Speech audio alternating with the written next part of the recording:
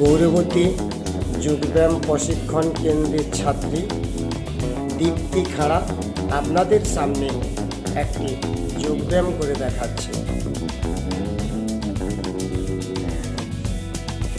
এই যে যোগব্যায়ামটা করছে, এই যোগব্যায়ামটা হচ্ছে টুইস্টিং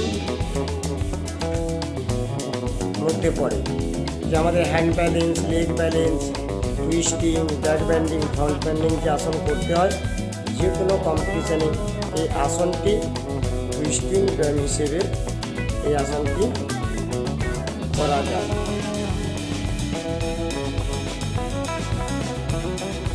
চলো রিল্যাক্স।